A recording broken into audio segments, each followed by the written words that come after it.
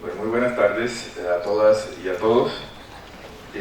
Pues quiero inicialmente saludar y agradecer a la profesora alumna Elba Sami por su amable invitación, así como la intermediación y la gestión de los funcionarios de la Embajada de Colombia, nuestro embajador Jorge Renato Salazar y Pablo Eblel, por permitirme estar aquí con ustedes y compartir algunas reflexiones sobre los derechos de las víctimas en procesos penales. Vamos a hablar de eso, de los estándares de la Corte Interamericana sobre derechos de las víctimas en procesos penales y particularmente los derechos de las víctimas en procesos de transición, para luego de mostrar ese panorama o algunos de los aspectos más relevantes, mostrar los retos que tiene el sistema interamericano para tratar de ajustar la manera como se ha trabajado en la jurisprudencia sobre derechos de las víctimas en transición,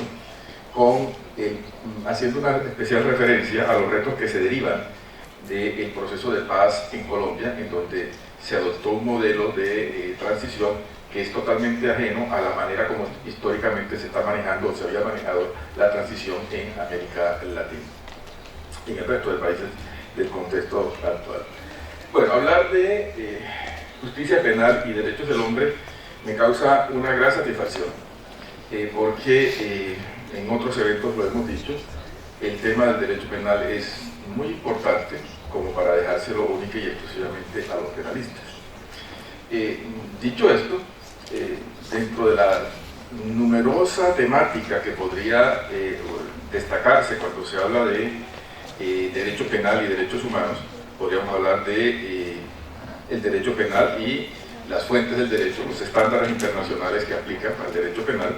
Podríamos hablar del derecho penal y la política penitenciaria, podemos hablar del derecho penal de las víctimas, podemos hablar del derecho penal y todas las manifestaciones y el alcance de los principios del derecho sancionatorio penal al resto de manifestaciones del derecho sancionatorio, también el derecho penal y sus efectos en materia de legitimidad, digamos, la lectura constitucional que se le puede hacer sobre este particular, el derecho penal y la política criminal, sin ninguna duda, y también lo que es la perspectiva más usual, que es derecho penal y minorías, indígenas, población LGTBI, personas de la tercera edad, en fin, también puede ser otra de esas perspectivas. Aquí vamos a centrarnos en dos, en derecho penal y derecho de las víctimas, y derecho penal y justicia transicional.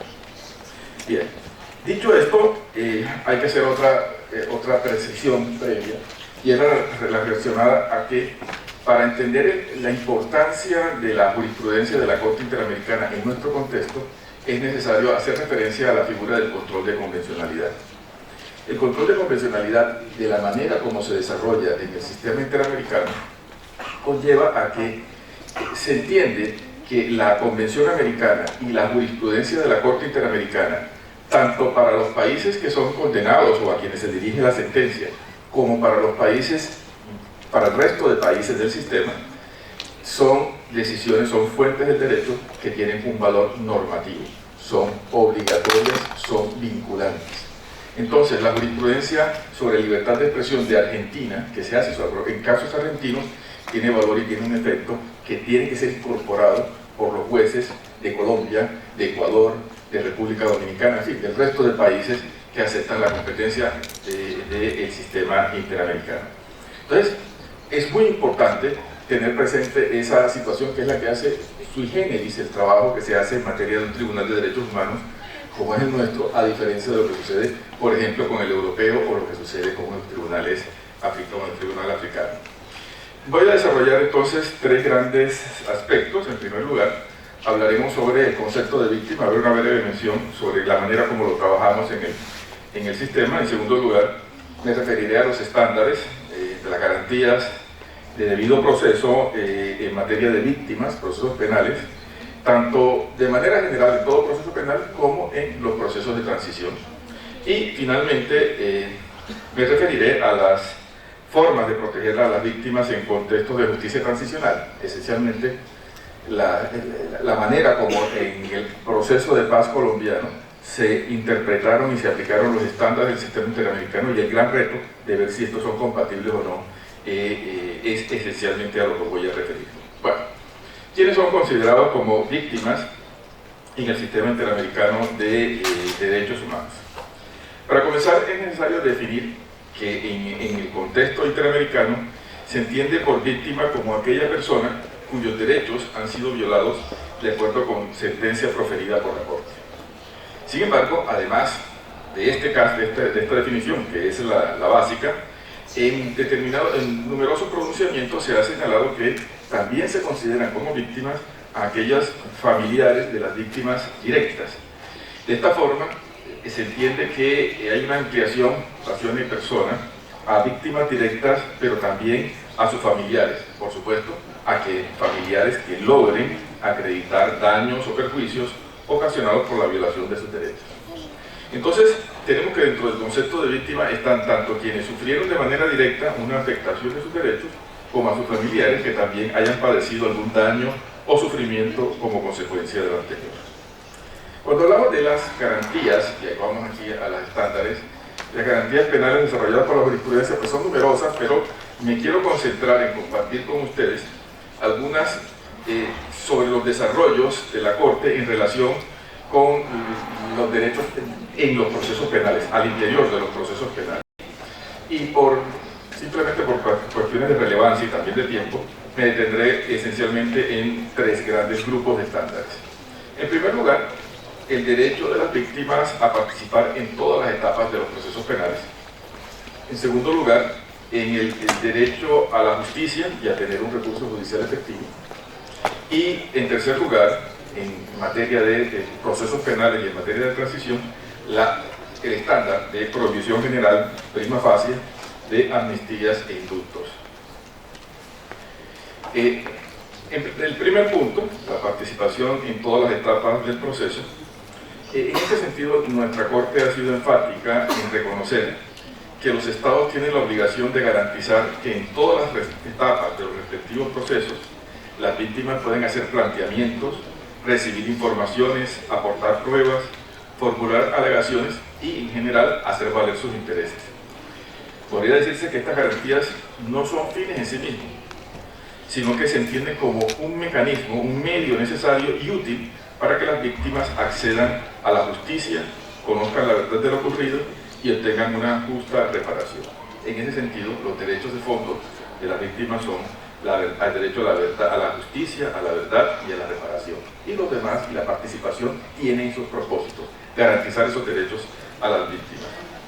En el caso, por ejemplo, del Río Negro, de masacres del Río Negro contra el Estado de Guatemala, la Corte reiteró la obligación estatal de garantizar el derecho de las víctimas y de sus familiares a participar en todas las etapas de los respectivos procesos.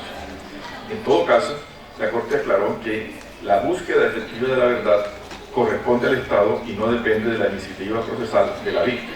La responsabilidad de encontrar la verdad es del Estado, no obstante se permita que las víctimas puedan participar en los procesos. Eso no cambia esa idea central. Las víctimas de las violaciones de derechos humanos o sus familiares siempre deben contar con amplias posibilidades de ser oídos y actuar en los respectivos procesos, tanto en procura del esclarecimiento de los hechos y del castigo de los responsables como en busca de una debida reparación. Este derecho, que es este estándar de participación que es propio de las víctimas en todo proceso penal, no deja de serlo y es una constante también en los procesos de justicia transicional. El derecho a la justicia y a tener un recurso judicial efectivo es el segundo estándar, que simplemente lo menciono. Es una de las garantías más relevantes y podríamos decir que es transversal al reconocimiento de las víctimas dentro del proceso penal. A la vez es una de las principales aspiraciones de quienes acuden ante un juez para hacer valer sus intereses. El propósito, que haya justicia. La relevancia de este estándar ha encontrado respaldo en la jurisprudencia de la Corte a través de diversos temas. Hay distintas formas como se garantiza ese derecho de acceso a la administración de justicia, a un recurso judicial efectivo. En primer lugar, tenemos que mencionar lo que se ha denominado como la cosa juzgada fraudulenta o aparente. Es una excepción, es un mecanismo para garantizar el acceso a la justicia efectiva. La cosa juzgada fraudulenta resulta de un juicio en el que no se han respetado las reglas del debido proceso o cuando los jueces no obraron con independencia e imparcialidad. En tales supuestos, la Corte ha considerado que los derechos de las víctimas y la letra y el espíritu de la Convención desplazan la protección del ne bis in idem. En otras palabras, estas garantías de las víctimas a acceder a la justicia se constituyen en una especie de límite a esa otra garantía fundamental en el derecho penal, que es el ne bis in idem, en no ser juzgado dos veces por el mismo hecho. La Corte ha considerado que si aparecen nuevos hechos o pruebas que puedan permitir la determinación de los responsables de violaciones de los derechos humanos, y más aún cuando se trata de responsables de crímenes de lesa humanidad, pueden ser reabiertas las investigaciones, incluso si existe una sentencia absolutoria en calidad de cosa juzgada, puesto que las exigencias de la justicia, los derechos de las víctimas y la letra y espíritu de la Convención Americana desplazan la protección del ne bis in idem. Otro estándar importante, simplemente lo menciono, es el relativo a que dentro del derecho de acceso a la justicia existe una limitación a la jurisdicción penal militar. La Corte ha señalado que la jurisdicción penal militar no es el fuero competente para investigar y en su caso juzgar a los autores de violaciones de derechos humanos, sino que el procesamiento de los responsables corresponde siempre a la justicia ordinaria. Esto ha sido una garantía fundamental para que las víctimas de violaciones graves de derechos humanos tengan la posibilidad de obtener justicia en la jurisdicción penal ordinaria, aun cuando los posibles responsables sean integrantes de las Fuerzas Armadas de un Estado, un aspecto sobre el cual ha sido inamovible dentro de los estándares del sistema. Otra circunstancia que debemos destacar es el relativo a el recurso judicial efectivo. Este es una garantía que tiene toda persona y que por supuesto está íntimamente relacionado con su derecho de acceso a la justicia. En el caso, para explicarlo, en el caso de Anzualdo Castro contra el Perú, la Corte sostuvo que para que una investigación penal constituya un recurso efectivo para asegurar el derecho de acceso a la justicia, debe cumplirse con seriedad y no como una simple formalidad condenada de antemano a ser infructuosa. En fin, podemos afirmar que una de las garantías que le asisten a todas las víctimas de violaciones de derechos humanos tiene que ver con la posibilidad de contar con un recurso judicial efectivo y que a la vez comprende la posibilidad de tener una investigación diligente. La debida diligencia ha sido analizada por la Corte en diversos casos y por distintos supuestos. Algunos de estos se han relacionado con la inefectividad de los procesos, con la irrazonabilidad del tiempo, plazo razonable, que se transcurre en las investigaciones penales, o también por la falta de adopción de medidas necesarias de protección ante amenazas que se presentaron en las investigaciones, o en demoras y obstrucciones sucedidas en una actuación procesal. Esto entre otras causas. Bien, y el otro grupo de estándares que también quiero dar noticia es el relativo a los derechos de las víctimas en el proceso de transición. Esencialmente son dos instrumentos que han sido objeto de discusiones jurídicas y políticas en nuestro continente, particularmente en estados con contextos de transiciones políticas, bien sea porque han pasado de un régimen político dictatorial a tener un sistema democrático, o en aquellos estados que tuvieron conflictos armados internos y tras procesos de negociaciones políticas hicieron el tránsito hacia una sociedad pacífica. Me estoy refiriendo a las figuras de amnistías e indultos. ¿Por qué son importantes tratarlas dentro del derecho a la justicia de las víctimas estos dos puntos? Sencillamente porque las amnistías se constituyen en excepciones al deber del Estado de investigar, juzgar y, según el caso, sancionar los crímenes cometidos. Con ello, las víctimas no pueden acceder a un proceso judicial y conocer la verdad de lo que pasó, pues el Estado decide renunciar a su poder punitivo. En similares condiciones opera el indulto, aunque con la diferencia que este perdona la sanción impuesta, es decir, en este caso hubo un proceso que terminó en una condena, pero que con el indulto es perdonada. En últimas, a través de este tipo de mecanismos se genera impunidad. En varios casos sometidos a su conocimiento, la Corte consideró que las leyes de amnistía creadas por los estados no se correspondían con las obligaciones derivadas de la Convención. Por ejemplo, en el caso de Barrios Altos, era muy común hacer leyes de amnistía, leyes de indulto, y la Corte declaró que estas leyes no eran válidas de acuerdo con la Convención. En el caso de Barrios Altos, la Corte afirmó que las leyes de amnistía adoptadas por el Perú impidieron que familiares de las víctimas y las víctimas sobrevivientes en ese caso, fueran oídas por un juez conforme a lo señalado en el artículo 8, del debido proceso, garantías judiciales de la Convención, y el artículo 25 sobre la protección judicial.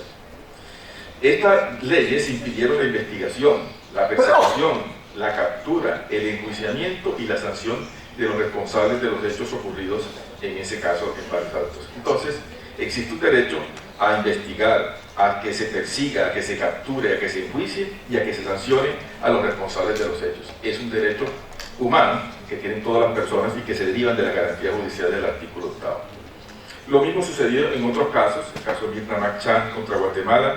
En el caso Helman, la ley de amnistía fue una ley que fue aprobada por el Congreso y luego fue producto de un referendo, y a pesar de eso la Corte consideró que esta no era válida porque desconocía los derechos de las víctimas, la verdad, la justicia y la reparación y los aspectos que acabo de señalar. Y ese y otros estándares que no tengo tiempo para mencionarlos. De acuerdo con los estándares citados, es posible colegir que la jurisprudencia de la Corte ha considerado con especial importancia la garantía de las víctimas a que sus casos de violación de derechos humanos sean investigados y objeto de procesos penales que conlleven a una sanción. Hasta aquí es los estándares que se ha hecho la Corte. Pero entonces la pregunta es, según la jurisprudencia interamericana, ¿no pueden establecerse mecanismos de justicia transicional? ¿No pueden establecerse alternativas a que en todo caso necesariamente tiene que haber una investigación, un procesamiento y una sanción efectiva? Esa es la gran pregunta que se dio a propósito del caso colombiano. Aquí lo interesante es que estos estándares creados por la Corte Interamericana sobre la obligación que tienen los estados de investigar, juzgar y sancionar las graves violaciones a derechos humanos han encontrado serias críticas debido a su difícil aplicación en determinados contextos transicionales. Es interesante pensar si experiencias de aplicación de la justicia transicional, como las que actualmente se están dando en el caso colombiano, satisfacen o no los estándares hasta hoy existentes en la jurisprudencia interamericana respecto de tal obligación. Preguntas como: ¿es admisible que un Estado implemente mecanismos de selección, priorización de crímenes para ser investigados, juzgados y eventualmente sancionados? Es decir, en situaciones de grandes, de numerosas vulneraciones de derechos humanos, de una guerra civil, el Estado puede tratar de establecer criterios para juzgar solamente algunos que sean los más relevantes, o necesariamente tienen que investigarlos todos y cada uno. Otra pregunta: ¿son admisibles las amnistías para crímenes menores frente a los estándares de la jurisprudencia interamericana?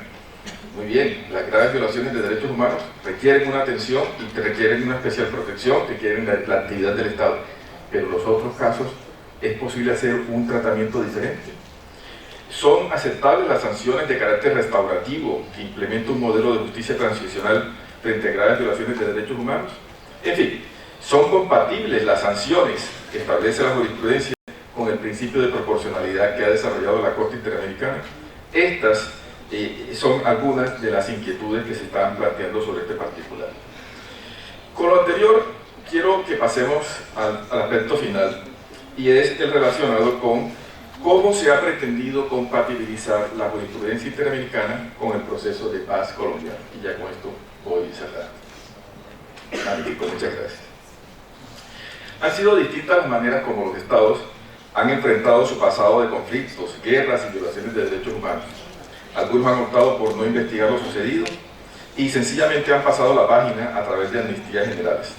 Otros han creado instituciones no judiciales para conocer la verdad de lo que pasó, pero sin sancionar penalmente a los responsables de los crímenes sucedidos.